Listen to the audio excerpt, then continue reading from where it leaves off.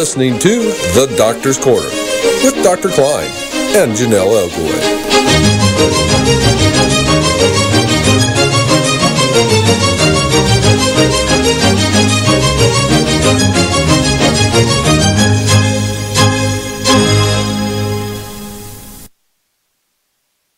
Good evening and welcome to the Doctor's Corner on Call 360 Network. I'm your co-host Janelle Elgoway and we are here with Dr. Klein. Welcome, Dr. Klein.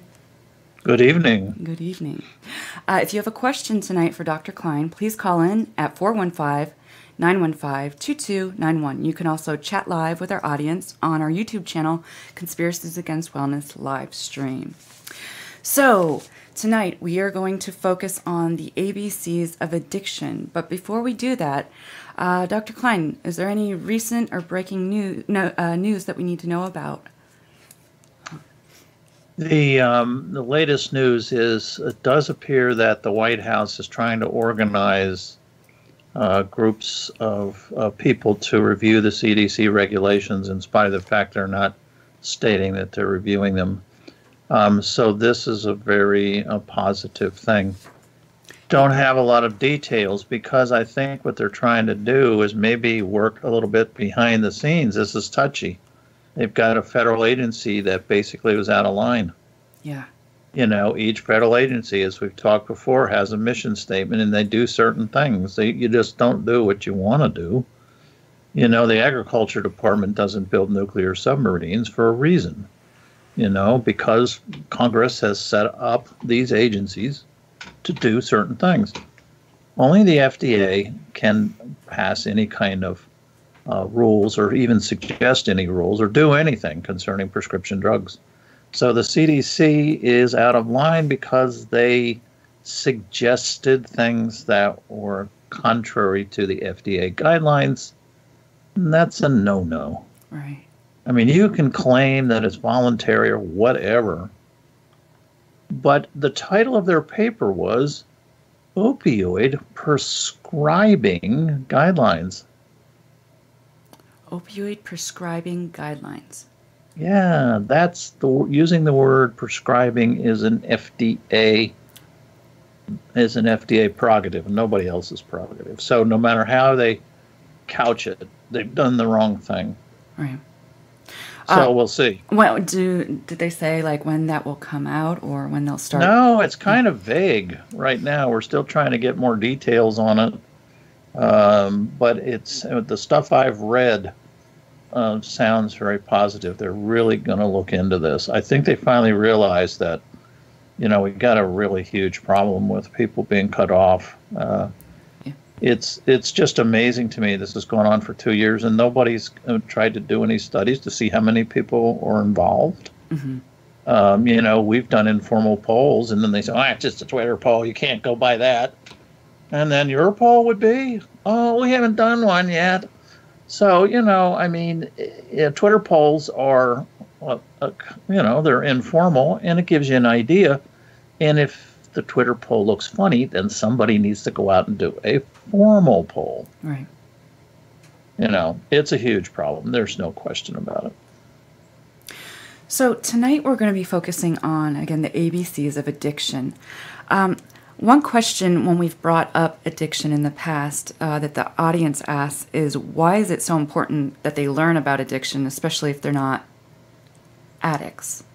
Yeah, back in the 1950s, if you talk to people from that era, the communist hunt was really nasty.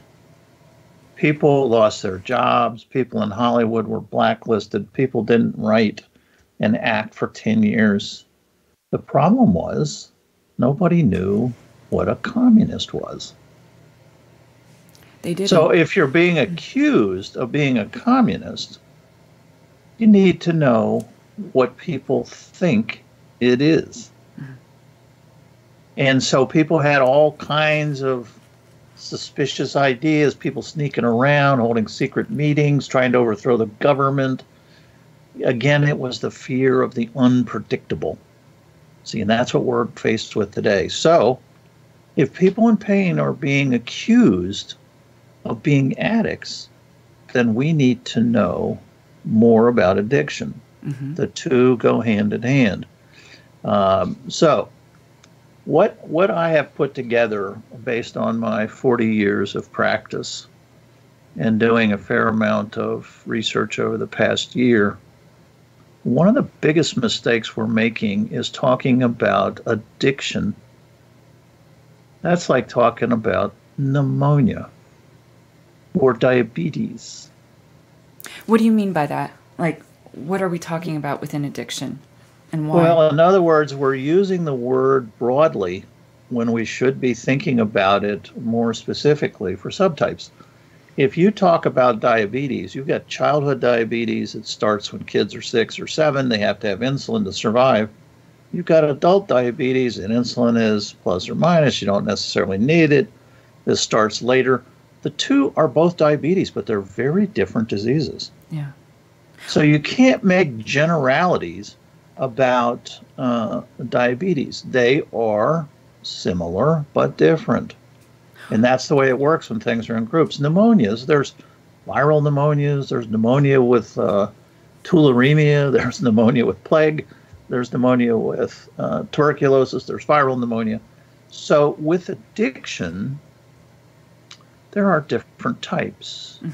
And you're hearing it here for the first time on the planet. So I am proposing, and will be writing shortly, a classification system for addiction. It is not appropriate to talk about addiction, just as it's not appropriate to talk about diabetes. You need to know the subcategories. So what got me started was I watched a YouTube video of a young man who was smoking and selling marijuana pretty much all day long for 2 years. So is this man addicted? Of course. But addicted how? Right. Maya Salowitz wrote a book called The Broken Brain, and she talked about her addiction. She was at one point shooting intravenous cocaine 40 times a day. So what she was addicted, but she was able to stop. And when she stopped, she got some therapy and she got her life back together. Alcoholics, some of them go and binge on weekends and drink, 16 cases of beer and fall drunk, can't remember anything. And Monday morning they go to work. So people smoke. If you have an addiction, is it possible to ever overcome an addiction then? Well, that's why it's important to understand the different types. So we're going to call this first type Type A addiction. Okay. Type A addiction involves substances, primarily amphetamines, marijuana, alcohol to some degree, and cocaine.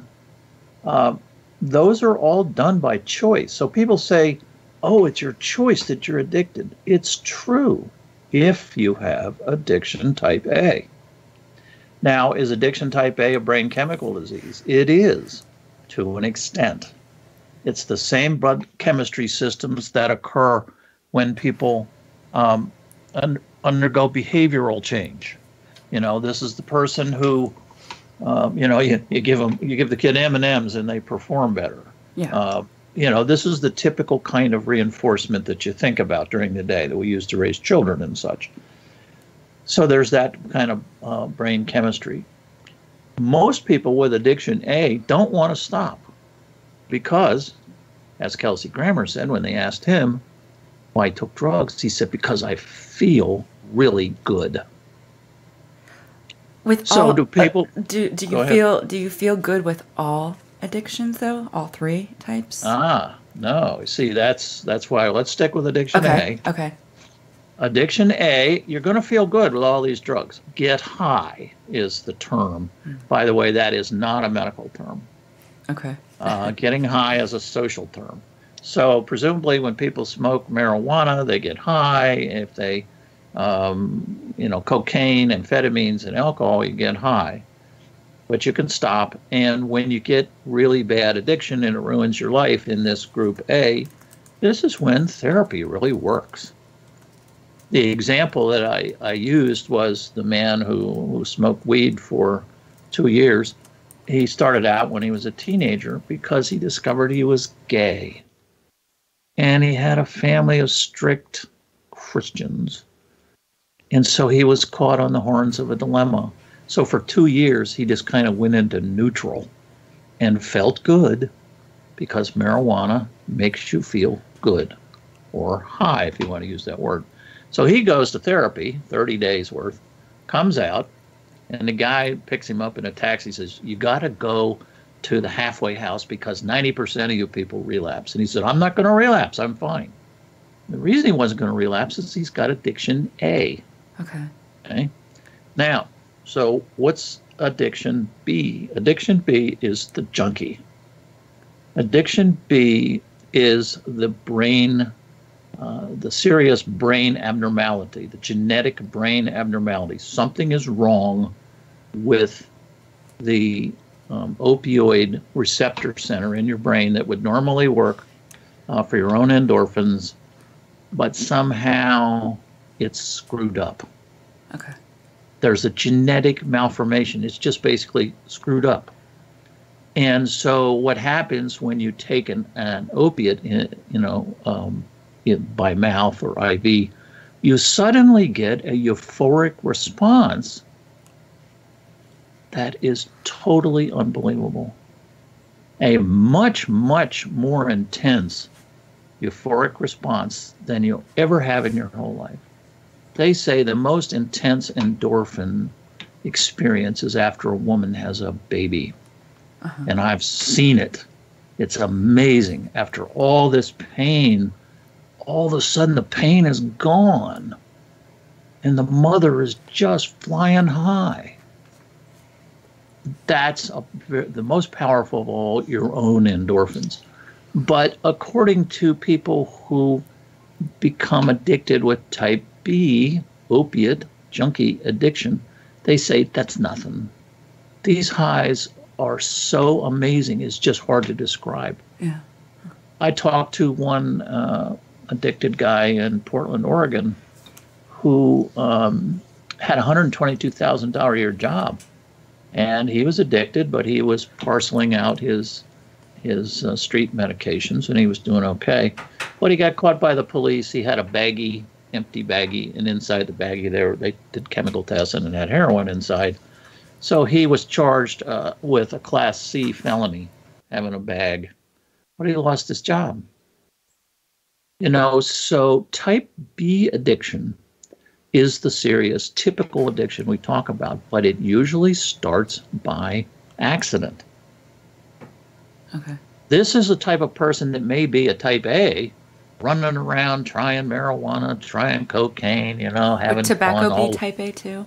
No, actually, tobacco is type B. Okay.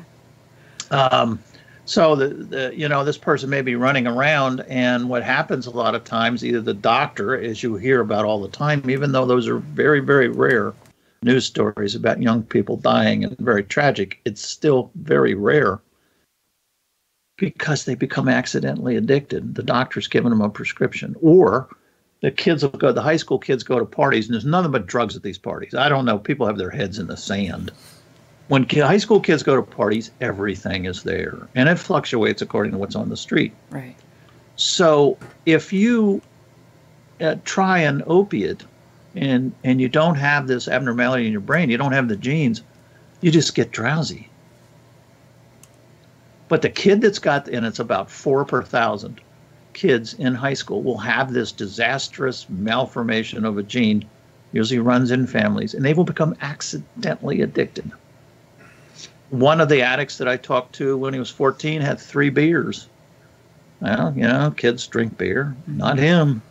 He had an experience, he said, was just life-changing. The alcohol was triggering the addiction gene. And within 3 days, he was looking for whiskey. He didn't want to tell anybody because he didn't want anybody taking the stuff away from him. Now, he ended up on the street for decades shooting IV heroin and survived. And now he's a counselor and he has a job. But it's important to realize that with addiction B, it's not on purpose. In other words, you read these stories about these athletes and stuff that get prescriptions from doctors triggering a type B opiate addiction. They weren't out looking for it. Nothing wrong with them. So they didn't have a choice. It's just like they didn't have a hardwired choice. in It them. was an accident. Yeah. In other words, you can go and this happens with Mormons and Muslims, because they don't drink alcohol. A lot of times they don't trigger their addiction until they get their first opiate later on. So they might be 30 years old, and all of a sudden, you know, they go to the emergency room and they've got a bad injury and they get an opiate, and wahoo. This happened to an emergency room doctor who was also Muslim, never drank, so he didn't have that triggering his addiction. Okay. So it's really a very different group of people.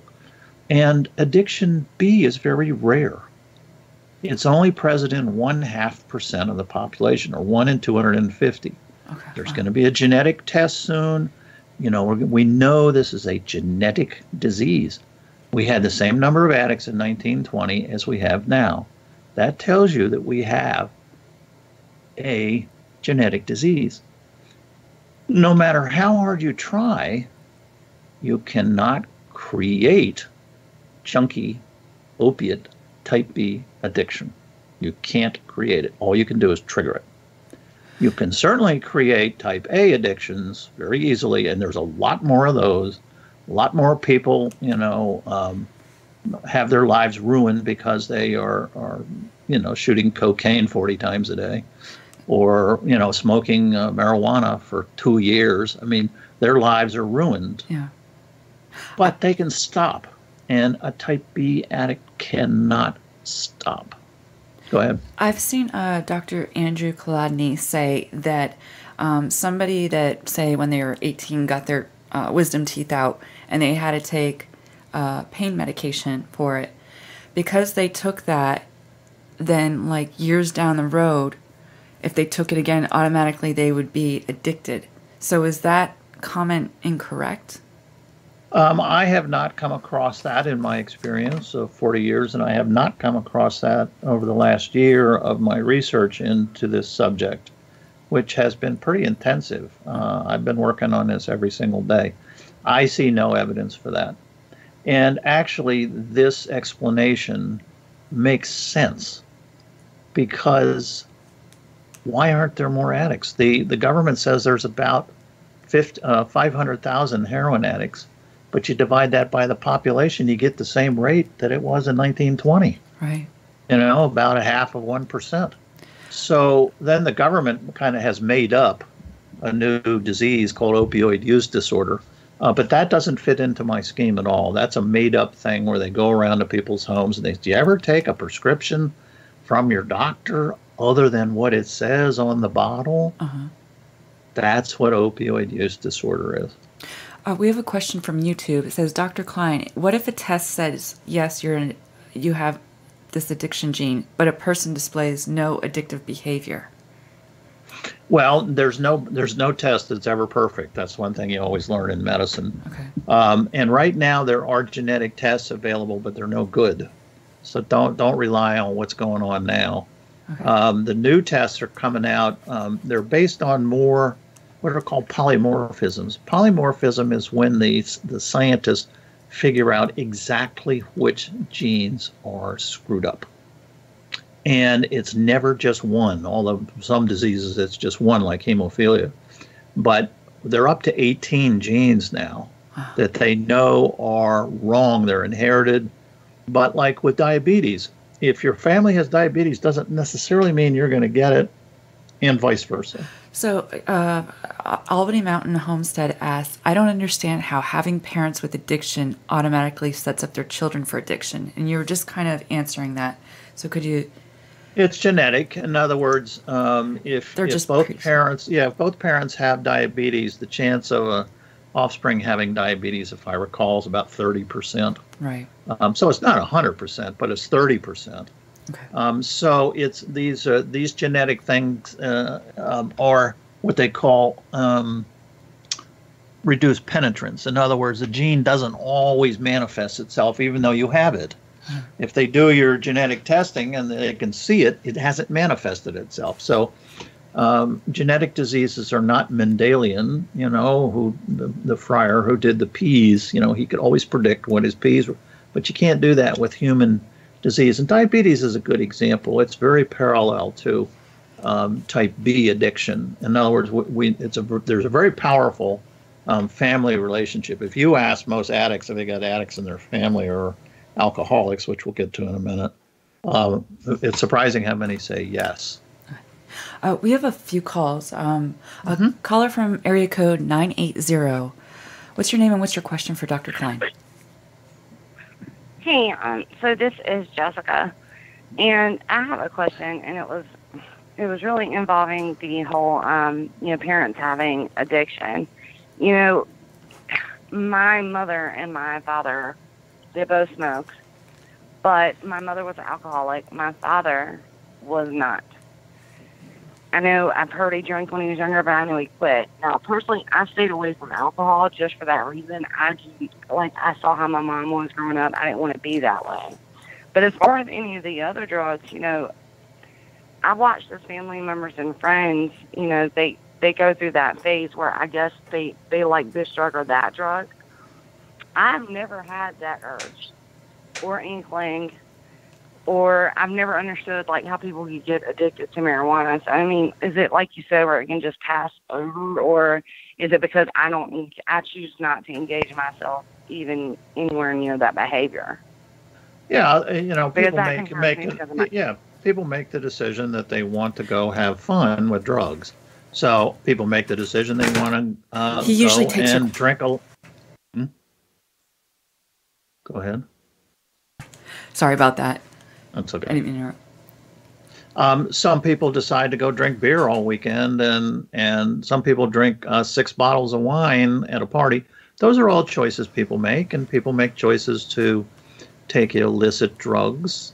The most dangerous drug in the United States is alcohol. Alcohol causes the most serious crime, and it's responsible for 250 deaths every day. Now, you hear that opiate addiction causes 60, 70, 250 for alcohol.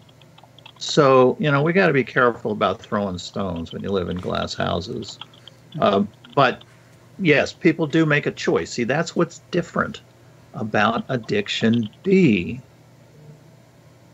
People don't necessarily make that choice. It can happen by accident because they're out fooling around taking a bunch of drugs at a party or the doctor or whatever. But it's not the same thing. People don't go out looking to be junkies. If you ask junkies, and that's what they call themselves, if you had to do it all over again, would you want to be like this? And most of the ones I've talked to said no. Whereas if you talk to people that are smoking marijuana every day or drinking a lot of beer on weekends or snorting cocaine, you say, if you had to do it all over again, would you do it? Most of them say yes.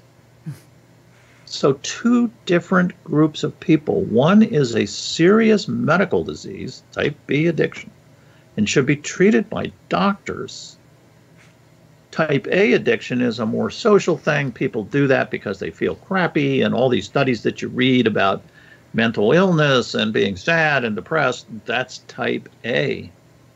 It is not type B. See, that's where the confusion arises when you start using the word addiction without describing it as addiction A or addiction B. Now, I've always been puzzled about alcohol, and I'm not an expert on alcohol, but my thinking is that alcohol is addiction C. Now, this is not every person who drinks a lot of alcohol. This is the person that cannot go more than 4 to 6 hours without a blood level of alcohol. This is the person who doesn't like leaving the house because they're not sure where they're going to be 4 hours from now and if there's going to be an alcohol supply. Type C alcoholics don't necessarily get drunk all the time. That's a myth.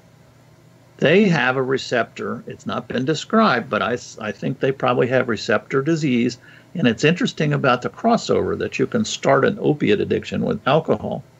I asked an addict once, I said, if you were on a type B addict, I asked him if you were on a desert island, could you hold off your addiction with alcohol? And he said, yes. He said, but I wouldn't want to do it. But yes, that would keep me out of withdrawal. So that's interesting. So the type C alcoholic goes through withdrawal, the DTs. Now it's kind of preliminary on addiction C, but addiction A and B, I'm pretty sure about. 95% probability. So sticking with A and B, because that's our major problem, you start to see now how things get mixed up. Yeah. There are now doing searches of people's medical records for past history of sexual abuse, mental illness, blah, blah, blah. That's type A addiction, not type B addiction. See, they're getting them mixed up. Does the medical community understand this? No, it's I'm creating this. Okay, and because a lot of the times, right now they're focusing on patients that have, intractable pain or, all these issues. But does the majority of people with addiction, do they go to doctors? Do they go to fill prescriptions on pharmacies? Because I'm trying to understand why they are focusing on this group. Well, because of the confusion. Okay.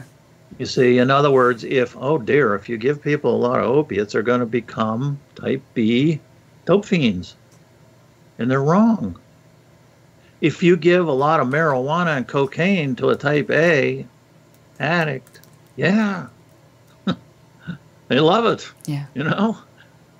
So you see, the confusion is by using the single-termed addict, it would be like trying to treat diabetes without specifying that there's two types. There's a childhood type and an adult type. If you didn't specify those two and you just ran around talking about diabetes, you can see where you would end up, with a lot of confusion.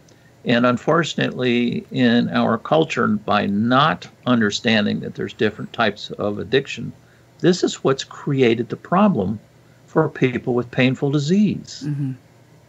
Because they're afraid they're feeding an addiction. It's kind of would be the same as if cocaine, you could get a prescription for cocaine, and then, if you want to control the cocaine addiction, you cut back on the supply. And that's true. I've noticed, too, a lot of people have, they confuse dependency and addiction. So what is the difference with dependency and addiction? Yeah, dependency is a word we need to stop using because it's too confusing. People become, are you dependent on your vitamins that you take every day? That's how it gets lost. The best way to put it is the biochemistry, the medicine, the medical aspects. Type B addiction, people are addicted to the medicine. Type A addiction, they are addicted to the effects of the medication. So both are kind of dependent in a way, but type B people are more than dependent. They, it's like an insulin-dependent diabetic. Are they dependent on their insulin?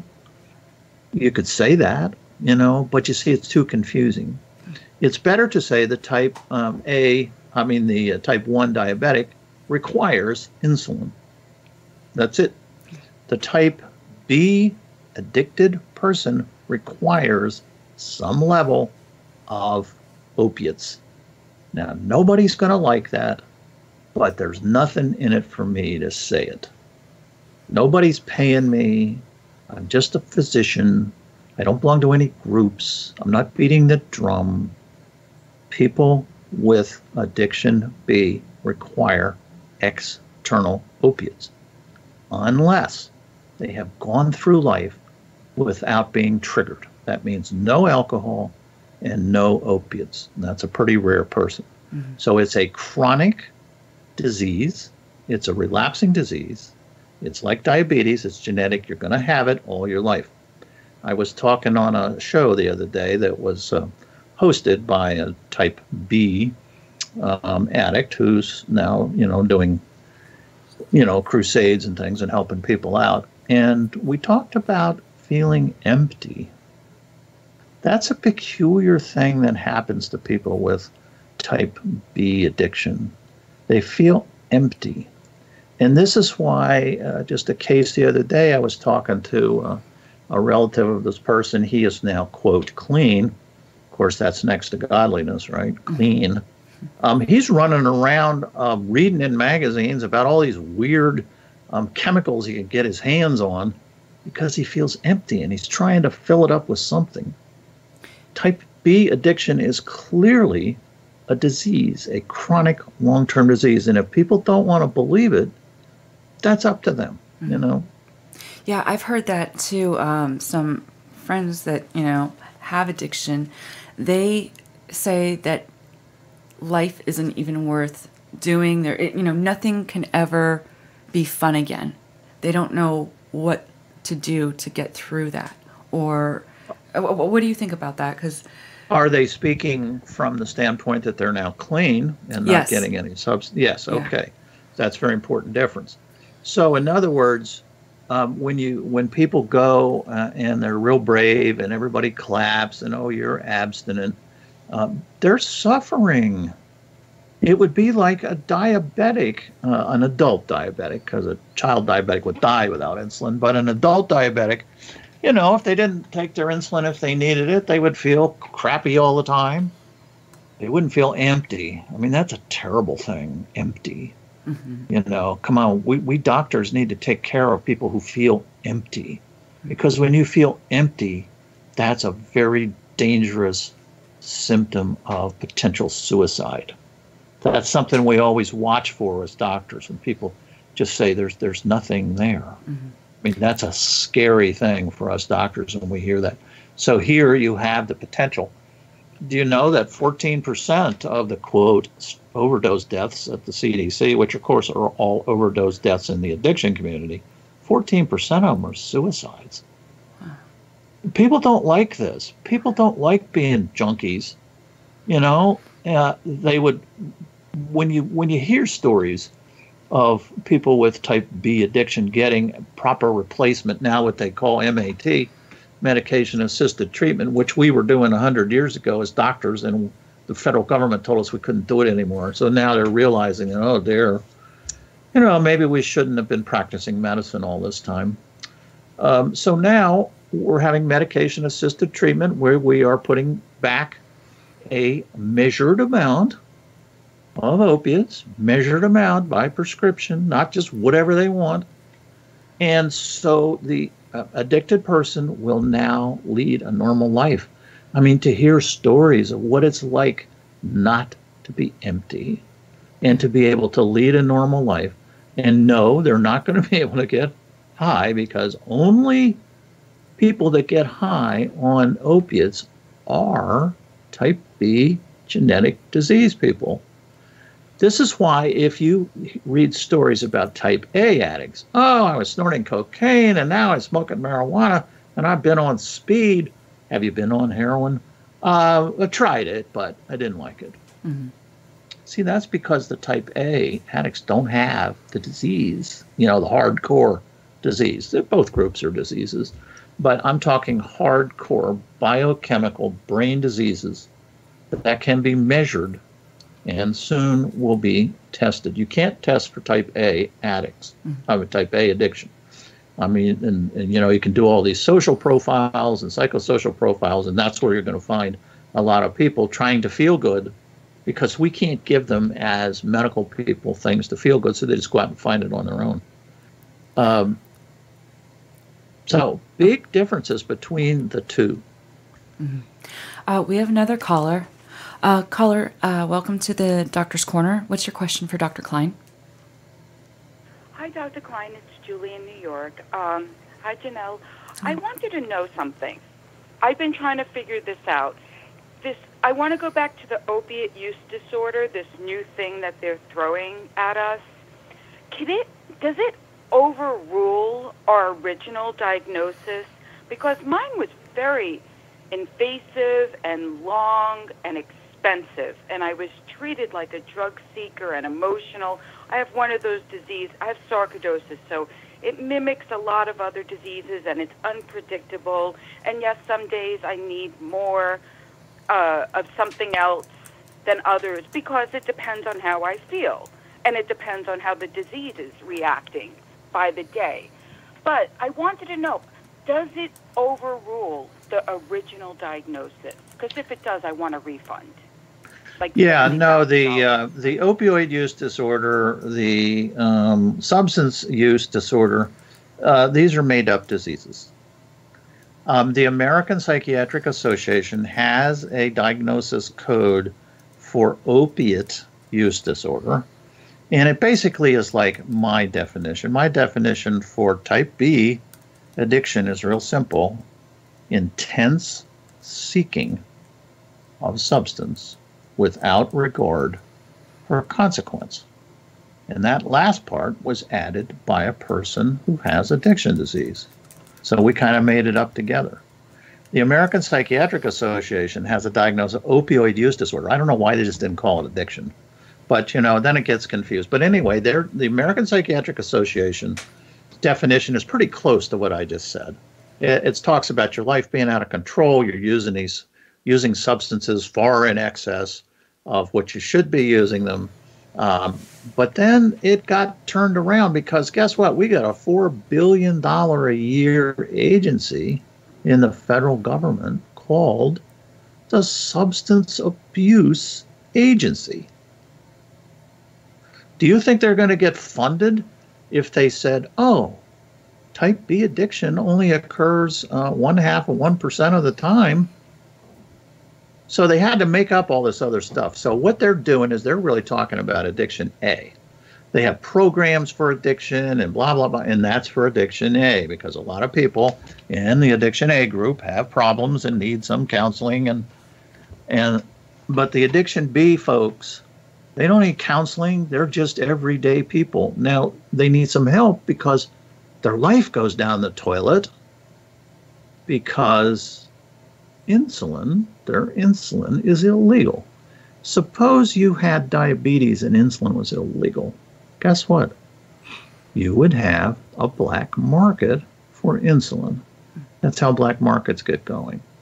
So if you think that type B addicts are going to just throw in the towel and start going to church because you cut off their supply like the federal government's trying to do, I mean, who is smoking what? This has been going on for so long. I mean, the syndrome of people with their heads in the sand is just amazing. This has never worked. So with addiction B, the disease, need to go to doctors. They do in Canada. If somebody walks in your office and says they're addicted, you say, okay, so here's the medicine to fill what's needed. You're not going to get a whole bunch. You can't just have whatever you want. And then the person feels great because you are replacing the missing medication. And the doctors in the office can treat. If I did that, I'd be arrested. Can a trauma or like abuse activate addiction? Not type B. Right. See, that's why it's important to distinguish the two. Remember, type B is accidental. Mm-hmm. So in other words, if you're feeling real bad, and I know people that have done this, if you're feeling real bad and you go out and you say, I want some heroin. So they go and they find some heroin and they shoot up and they learn how to shoot up. But they don't feel that good. They feel a little drowsy like you do when you get IV morphine at the hospital, and they can stop. So those are people who use morphine but don't have a type B addiction. Those are people that are looking for relief of discomfort in their soul. And that's going to be the type A group. So the type A group, yes, is what you just described. Albany Mountain from YouTube asks, so when someone is taken off their medications and that person goes to multiple care facilities to get legitimate pain relief, is that a seeker? No. You see, that's why my definition, intense seeking. And by the way, nicotine addiction is a type B addiction. So we'll call that type B too. And if you've known any smokers and stuff, what do? They'll pick up cigarette butts in public places if they're out of cigarettes. That's intense seeking. It's on a miniature scale, but it's still very similar to the intense seeking that happens with opiates. And when you talk to people with type B addiction disease, yes, they are looking for substance to help avoid a withdrawal, but they will tell you that it's very, very hard to describe what it is that happens. And what it is very close to this emptiness thing. Mm-hmm. It's replacing something in you that biochemically was causing you to feel empty. And it's about time we start talking to people with this disease, mm-hmm. because we can learn a lot. We can learn a lot about this empty. Type B addicts don't go out to seek highs. Dope fiends are at their worst when they're withdrawing. When people have enough IV heroin or whatever they're taking, they're fine. You know, they sit in their rooms and doze off because they've taken too much. Or if they've just taken the right amount, they just feel fine. You know, in the book written by a physician, Dr. Grinspoon, Grinspoon, who wrote a book you can get on Amazon for $12 called Free Refills, how a doctor became addicted to Vicodin tablets. That's all he needed. He didn't have heroin. Lost his license, 5 years, into rehab, the whole story. It's a very interesting story to read because you can get into the life of a type B addict. What if I started taking pain pills, socially, and then I stop and I go through withdrawal, and I want to take it just so I don't have withdrawal symptoms. Am I an addict then? That's a very good question. No, you're not a true type B addict. You are a medical problem. Okay. In other words, the same thing happens when people take some of these antidepressants, like Effexor, and they try to stop and they go nuts. So they quickly go back on. Mm-hmm. And then they try weaning and they have a hard time. And just between you, me, and the fence post, I don't prescribe Effexor to anybody. There's plenty of other antidepressants. It's a terrible antidepressant because you can't get off of it. Yeah, Great for the drug company. I've been on it before, and they switched me to Cymbalta. It was the worst withdrawal I've ever had. It felt like brain zaps, and I felt like I was moving when I wasn't.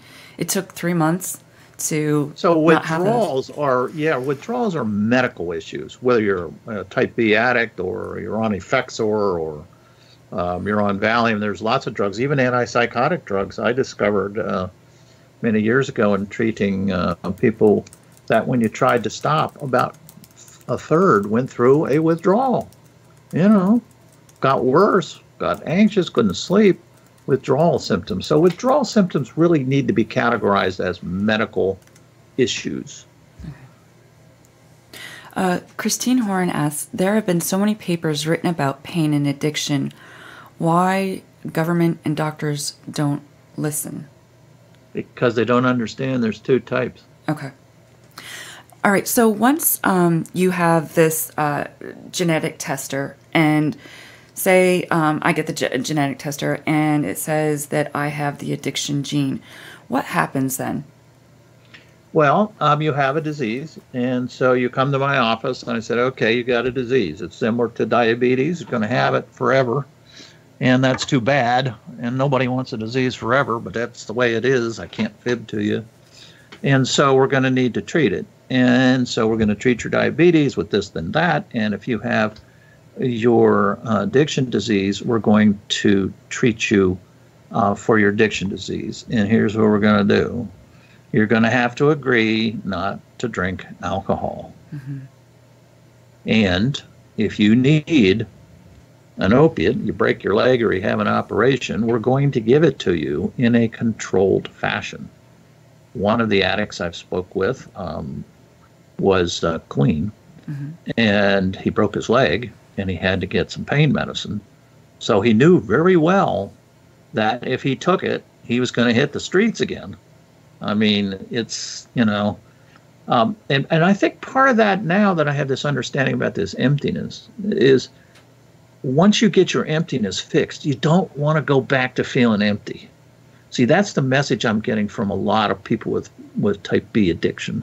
It's a little deeper than we understand. Well, yeah, and I've heard that they just want, the empty feeling, and then also they just don't want to feel the withdrawal either. They just want to be normal again. Sure. So, but on the other hand, I was out on the West Coast when the soldiers were coming back with IV heroin habits, from Vietnam, pure stuff, and they all went through withdrawals. But so do people who are taking Vicodin go through withdrawals. It's miserable, but you get through it. Most addicted type B addiction people can detoxify in 5 days, and kind of go through it pretty quickly. So yeah, it's bad. It's like having a horrible flu, horrible flu. Can you die? But you get through it. No. Not. That's one thing that does not happen during opiate withdrawal. It does happen during short-acting sedatives, and that includes alcohol and short-acting benzodiazepines like Xanax and Ativan. Not so much with Valium. I actually bumped into Jerry Garcia at one point from the Grateful Dead, and he was searching intensely for quarts of bourbon, quarts. And then I heard that he went to rehab outside of San Francisco, and 3 days later he was dead. So what do you suppose happened? They took him off. You can't take people off abruptly from alcohol or short-acting benzodiazepines, but it's okay for opiates for some reason. There's never been a death recorded for sure that was just due to the withdrawal. Okay. Justine asks, what is the name of the book again by Dr. Greenspoon? Free, F-R-E-E, okay. Free refills. All right. And Mirtiz asks, can these tests say you have the addiction gene, but you're doing fine on your medications? If that's occurring, then you don't have the disease. In other words, we always go by clinical aspects, not by lab tests. The value of the lab test might be to make doctors realize that this is a real disease. Got a positive test. So somebody who's already been triggered and has addiction B, who's a junkie, gets the test, and you can say to the doctor, look, this is a real genetic disease. They may not believe it, but at least it's more ammunition.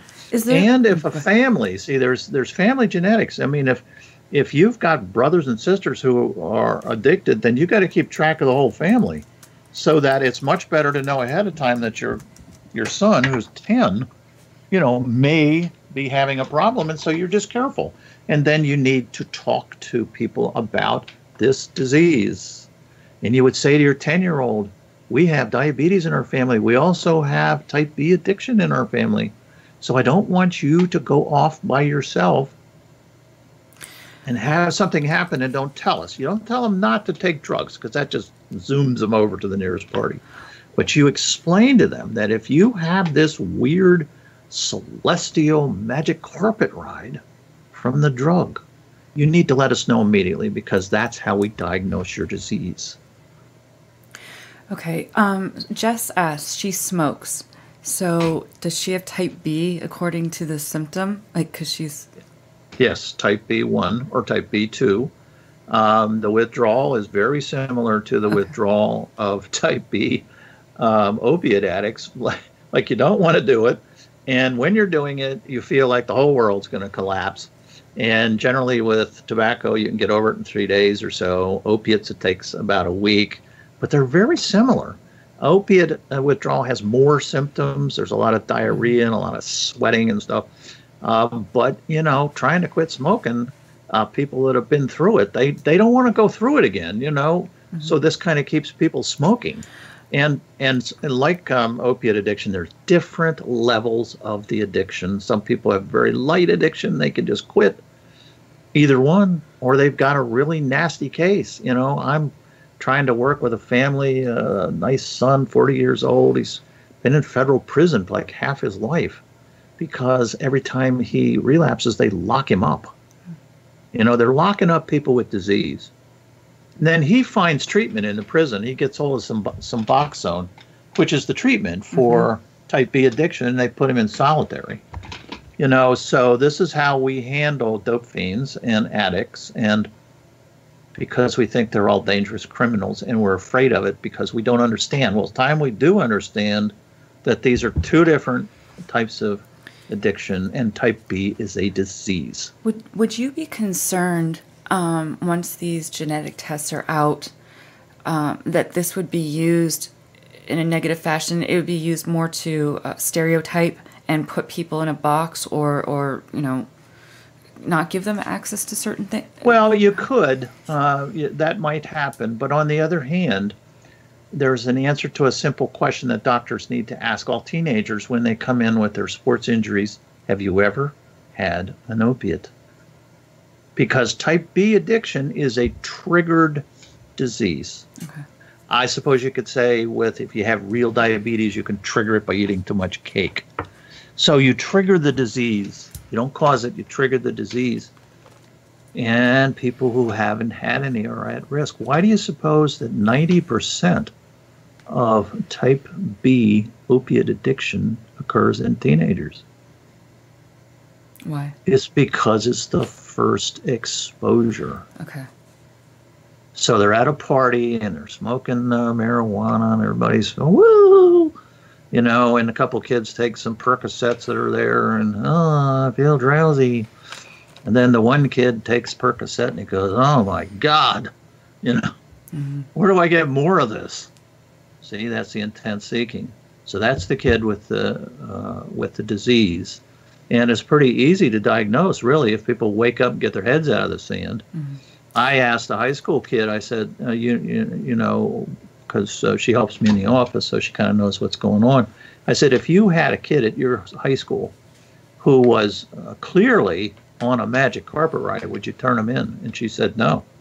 So you see, there's a lot of social barriers we have to get over. It's kind of like, you know, venereal disease and pregnancy and being gay and having AIDS and all that kind of stuff. You know, it's time we grow up and face facts and do some public health and understand this as a disease, just like trying to understand what a communist is. It's time we understand what this disease is. And when people understand what this disease is, they can start to understand why there's confusion.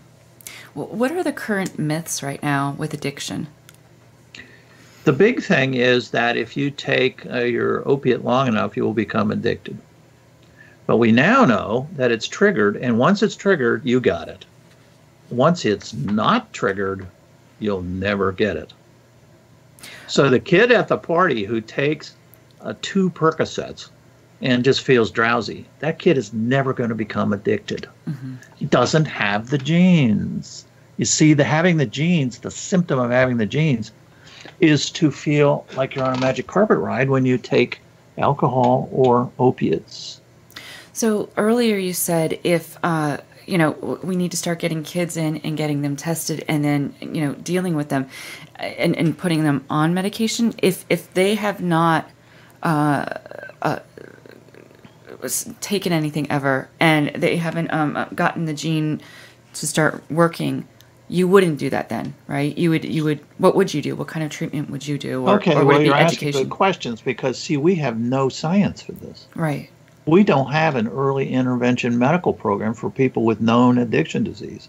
The only way we find out about it is they go to a party, they're on a magic carpet ride, and they start intense seeking, you know, and then they can't afford the prescriptions or they get caught on the computers.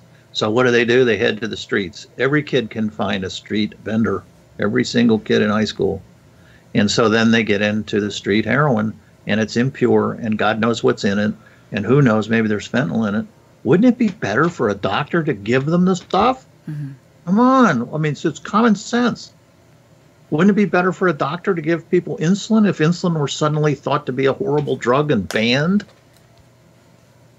So what they do is they go out and they treat their own disease on the streets. Now, people don't want to hear this because they're stuck on this type A addiction, immoral, bad person, making bad choices. And you can put those kinds of characteristics on type A addiction, but not on type B addiction. It's a disease, a hardcore disease.